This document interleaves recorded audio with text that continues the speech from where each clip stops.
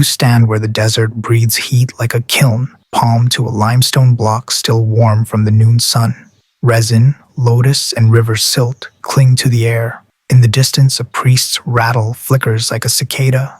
Egypt looks serene from here. Gold masks, silent pyramids, a nation marching in step toward eternity. But lean closer, and the veneer thins. Beneath the calm is a worldview where sex is not private pleasure, but cosmic voltage, dangerous, generative, and binding the state to the sky. The Egyptians phrased the stakes as Ma'at versus Isfet, order, truth, and balance straining forever against chaos. Creation myths explained how that balance first snapped into being.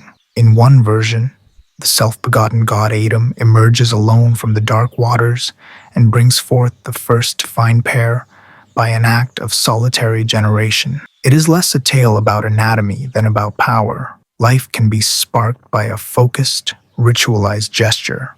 From that axiom follows everything: agriculture, kingship, temple liturgy, because if creation began through an act embodied and willed, then the body, willed correctly, remains a lever on the cosmos. The pharaoh stands at that lever. He is Horus on earth, the conductor of power between gods and fields, rain and granaries. His vigor is not a bedroom rumor, it is public infrastructure. When royal monuments speak of his potency, they are not boasting. They are reporting on the flood and the barley. If the king channels creation effectively, happy, the Nile rises with measured generosity. If he falters, Isfet nips at the canals. This is why rituals of generation appear on temple walls, beside scenes of conquest and tax. Fertility and victory are one grammar. The domestic sphere mirrors this theology in miniature. A farmer at the riverbank does not see only water, he sees the returning lifeblood of the land. A midwife's amulets are not trinkets. They are part of the same toolkit priests use before statues. A chakred technology of order. The line between sacred and ordinary is faint. Grain beer at a festival, incense in a shrine, ointment on a newborn, each a small push against cosmic drift. None of this implies license. Quite the opposite. When creation is a switch, misuse risks blackout. The Egyptians fear not sex, but misdirected power. Acts performed in the wrong place, time, or relationship. Their law and liturgy aim to choreograph bodies so that energy runs along approved channels. Marriage contracts, priestly roles, purification before rites. The same current that can seed the flood can also, misapplied, crack social stone. So our path in this story is not lurid voyeurism. It is an anatomy of power. We'll descend from sun to shadow. Workshops of the dead where bodies are prepared for eternity. Tombs engineered like engines. Festivals where humans and gods touch in dangerous pageantry. Palaces where grief bends rules. And the everyday magic of scribes and lovers who tried to lasso desire with ink and wax. At each step, note the refrain. Creation is something you do, carefully, ritually, publicly. When the culture pushes that verb too far, the results can be breathtaking or chilling. The pyramid on the horizon does not merely point to heaven. It points to a principle. The body, rightly handled, keeps the stars in their lanes. The body, mishandled, invites the desert in. That is the Egypt you are about to meet. Step off the bright sand into the Wabit, pure place, where embalmers practice the most consequential craft in Egypt. Palm wine cleanses, natron dries, linen whispers. They are not physicians. They are engineers of eternity, tasked to keep body, Ka, and Ba coordinated for a journey beneath the western horizon. The room smells of resin and stone dust, and the tools glitter like restrained lightning. Ancient writers reported that in rare and scandalous cases, this trust was abused. Claims that some embalmers violated fresh corpses of high-born women. Whether every detail is accurate or colored by outsiders' appetite for shock, the Egyptian response recorded in those accounts feels tellingly pragmatic. Families delayed delivery of especially beautiful bodies for several days, so decay would deter any defilement. Preservation obsessed Egypt, yet protection of dignity overrode perfection. That policy, however infrequent, reveals the culture's terror of misdirected generative power. To touch the dead wrongly could injure not only reputation but the soul's itinerary. And then comes the paradox at the religion's heart. The template for resurrection is the myth of Osiris. Murdered and dismembered by his brother Seth, Osiris is reassembled by Isis, the great magician wife-sister. One part is missing. Isis fashions what cannot be found. The act that follows is spoken of with reserve by temple hymns. Union beyond death, whose purpose is not sensual but sovereign. Conception of Horus, avenger and heir. The myth does not endorse violation. It frames an exception where cosmic survival requires a boundary to bend under ritual control. Egypt, so careful, so rule-bound, allows one story where the grammar flips to save the sentence. Priests carry this pattern into funerary liturgy. The goal is not reanimation but translation, to stabilize the dead as effective spirits. The famous opening of the mouth ceremony touches lips and tools to restore breath and speech.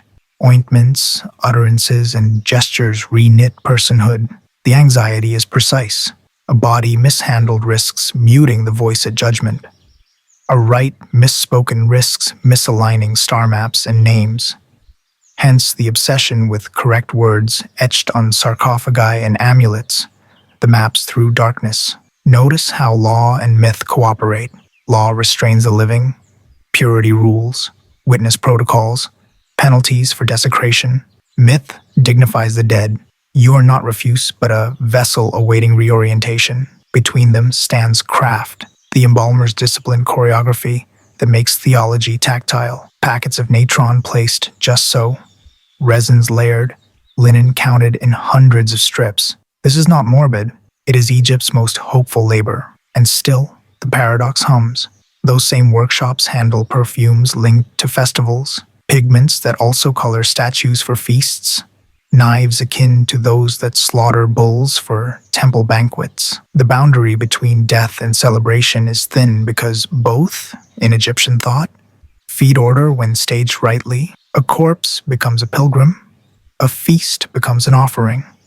The city becomes a rehearsal for the sky. So when you hear later of rites that edge discomfort, acts at the seam of body and cosmos, remember this room. Egypt's instinct is not transgression but control. When control fails, fear grows practical. When control succeeds, myth breathes. Osiris rises as Lord of the West. The living visit tomb chapels with bread and beer, and Mahat holds barely, beautifully, against the sand. A royal tomb is not merely a dwelling. It is a device. Corridors tuned like flutes, chambers nested like ribs, inscriptions that hum when read aloud. On the walls, the pyramid texts and later coffin texts provide protocols, passwords for gates, star charts for the sky, hymns to warm the inert sun within the king. The intention is mechanical in the ancient sense. Combine word, gesture, and object, and the cosmos responds. Among the more unsettling features cataloged from burials are small figurines and emblems foregrounding male generative power. Early archaeologists, embarrassed, labeled them fertility charms and tucked them away. Read beside the funerary spells, however, they look like components, visual prayers anchoring lines that ask the king to rise, to become effective, to beget anew in the horizon. The language is liturgical, not prurient. The aim is continuity of rule and order, not private gratification. In this script, vigor equals governance. If the king's creative force reawakens in the West, his successor thrives in the East. Ritual officiants enact this physics with care. The opening of the mouth restores the senses. Priests in jackal masks of Anubis recite measured syllables. Women of the court, voicing the laments of Isis and Nephthys, surround the bier with regulated grief. Their keening is not chaos, but music that resets time.